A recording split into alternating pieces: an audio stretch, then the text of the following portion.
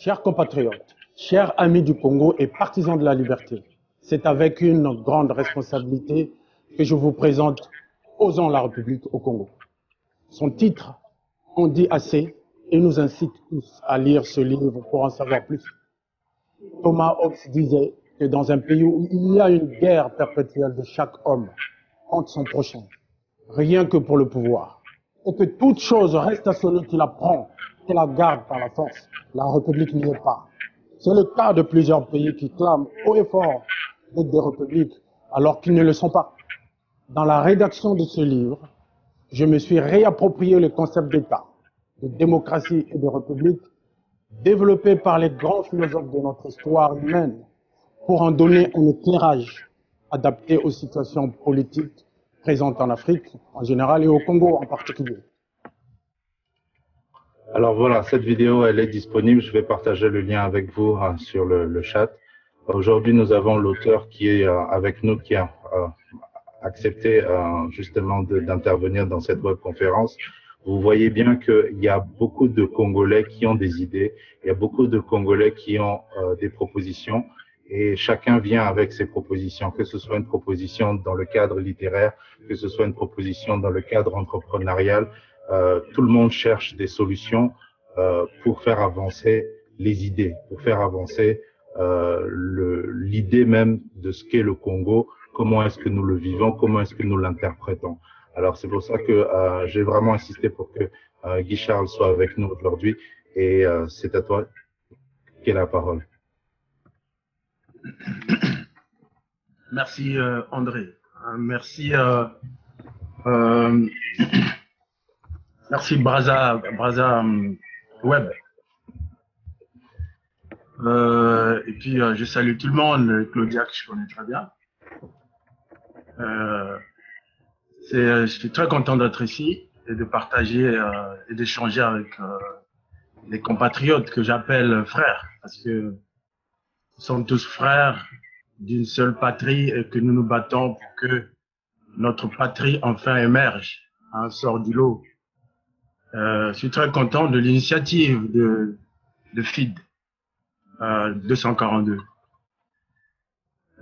Avant d'aborder ce que j'ai préparé pour mon intervention, j'aimerais réagir un peu sur ce que j'ai entendu.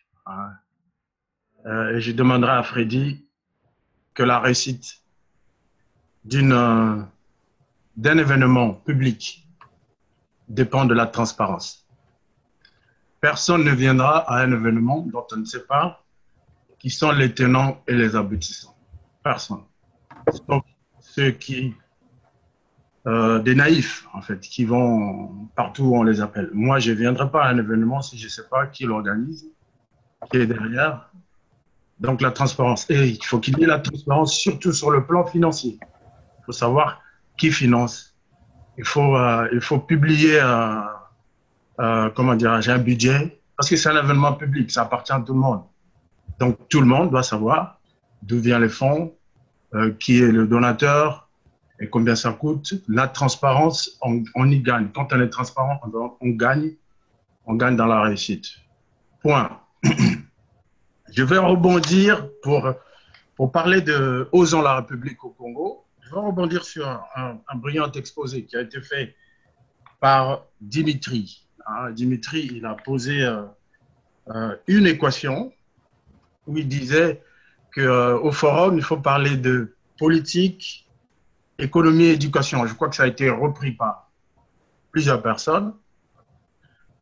Mais moi, je donne un conseil. Un conseil parce que moi-même, en 1993, j'étais à l'initiative d'un forum national des jeunes Congolais. À Brazza?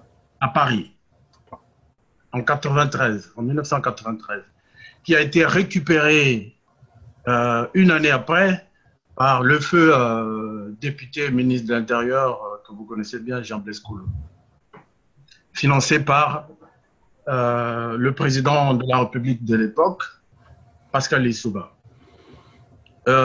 Certains de nos projets ont été récupérés par l'ambassade du Congo en France, avec le cachet de Henri Lopez, qui était à cette époque-là à l'UNESCO.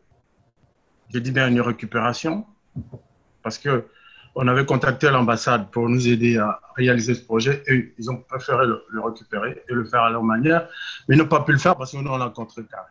On a contre-attaqué, on va dire. Cette question s'est posée en 1993. On se disait qu'on va résoudre le problème du Congo en contournant la politique.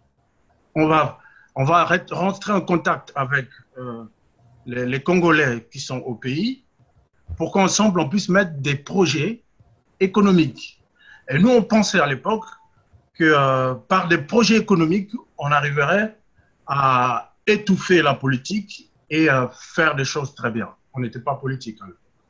Mais on s'est rendu compte que l'équation pour délivrer notre pays, qui commence par l'économie, pour enfin finir par la politique, cette équation ne peut pas aboutir. Parce que nous avons fait l'expérience. 93, vous pouvez compter les années qui se sont écoulées. Moi, je propose, pour le FID 242, je conseille de plutôt se focaliser sur un domaine et de le faire très bien.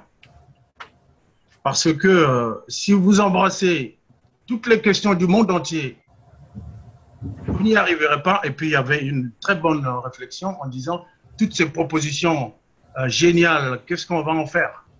Vous savez, vous pouvez faire des propositions économiques ou des projets ou sur l'éducation, tout ce que vous voulez. La résultante, c'est la politique. C'est l'homme politique qui doit appliquer. Donc, le problème, il faut le prendre au niveau politique. Et tous les pays qui sont rentrés dans des difficultés comme le nôtre, ils ont commencé à régler leurs problèmes politiquement. Et c'est pour cela que, après toutes ces expériences, depuis 1993, c'est pour cela que je me suis lancé à l'écriture d'un livre. Parce que je me disais, il faut tout mettre dans un livre. Tout Congolais aura l'occasion de lire et de comprendre. J'ai écrit ce livre, Osons la République, et le titre vous interpelle et interpelle tout le monde. En fait, le problème du Congo, le problème que nous avons au Congo, et c'est là qu'il faut d'abord commencer, c'est un problème des institutions. Si nous avons des institutions, en fait, nous sommes des pays, on dit sous-développés, mais moi, j'ai introduit un concept, un nouveau. J'utilise plus le terme de développer. Même quand on dit le chemin du développement, moi, je pense que c'est la rêverie. Aujourd'hui, on doit plutôt parler en termes d'organisation. Les pays dans lesquels nous logeons aujourd'hui, là où nous nous réfugions aujourd'hui, la France, le Canada, les États-Unis, c'est des pays organisés. C'est parce qu'ils sont organisés qu'ils produisent des résultats. Nous ne pouvons pas produire des résultats si nous ne sommes pas organisés. Commençons par l'organisation. Et l'organisation politique du Congo, c'est une inorganisation. Pourquoi? Parce que c'est un système qui profite à un clan. Une organisation ne doit pas profiter à une personne ou à un clan. J'en viens aux institutions. C'est pour ça que dans la vidéo que vous allez tous voir, je parle que j'ai l'index. Le problème du Congo, ce sont ces institutions qui ne sont pas adaptées. Si nous mettons en place des vraies institutions au Congo, qui permettent à chaque Congolais de participer à la création des richesses, notre Congo comptera parmi les pays organisés et ça sera le départ pour un développement économique, pour un développement culturel, pour un développement éducatif, pour tout ce qui est développement. D'abord l'organisation. Et c'est vraiment même l'objet du livre Osons la République que je conseille tous à lire. Parce que la thèse que je développe, c'est, je prends l'exemple d'une maison, Congo, puisque vous avez cité la maison Congo. Certains disent qu'il faut construire la maison Congo, d'autres disent qu'il faut reconstruire la maison Congo. Et dans mon livre, j'ai dit que la maison Congo n'a jamais été construite. C'est pour cela que nous sommes exposés aux intempéries. Quand il pleut, nous, on se mouille. Il faut commencer par construire notre maison Congo. Et la maison Congo se construit à partir des institutions, à partir de la Constitution. La Constitution du Congo, ce n'est pas une constitution républicaine. Parce que la République, c'est l'équilibre de pouvoir.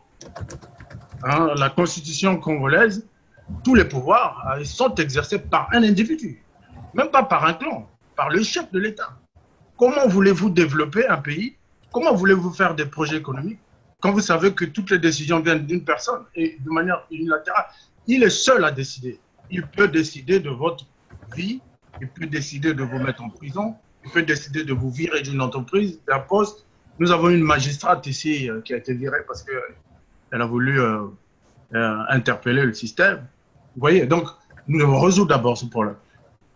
Le conseil que je donne pour le Forum du Canada, c'est de focaliser le débat sur le plan politique.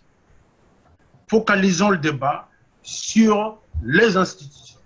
Et j'apporte la solution dans mon livre, c'est la République. Si on met en place une République au Congo, tous les problèmes que vous posez seront réglés. C'est-à-dire que tous les talents congolais qui sont dispersés par-ci, dans le monde, les Congolais sont... Il y a beaucoup de Congolais brillants dans le monde, mais ils sont dispersés. Si nous mettons la République, tous ces Congolais vont rentrer au Congo, vont apporter leur pierre à l'édifice, et notre Congo, je pense, profitons de cette occasion pour que le Congo soit le modèle en Afrique. Parce que tous les pays qui souffrent, qui sont opprimés, c'est parce qu'ils ne sont pas dans un système républicain. Je veux que le Congo devienne le premier pays en Afrique des peuples opprimés. Je dis bien parce qu'en Afrique, il y a des pays qui ont accédé à la liberté, comme le Bénin, etc. Mais je lance un appel à tous les Congolais pour que tous ensemble, on puisse s'engager dans la voie de la République. Qu'on réclame au régime qui est en place de mettre en place une République. Parce que ce qu'ils ont mis en place, ce n'est pas une République, ce n'est pas du tout une République. Il faut lire Osons la République. Vous aurez des détails, je démontre pourquoi le régime de Brazzaville n'est pas une République et comment devons-nous mettre en place une République. Si on arrive à la République, tous les problèmes seront réglés. Et je termine même mon allocution de vidéo pour dire, si tous les Congolais revendiquent la République dans la non-violence, je le dis bien, le Congo, la République va s'imposer au Congo et le Congo sera libéré. Ça, c'est vraiment l'équation. Et j'aimerais que au Canada, le 13, que le débat se passe autour de cette question. Si on sort de ce forum avec l'idée que nous allons dire à tous nos frères qui sont au Congo de réclamer, d'exiger la République au Congo, je pense que tous les autres pays de la sous-région vont nous suivre. Parce que c'est la solution. Voilà. Ok, je te remercie, Guy Charles, pour cette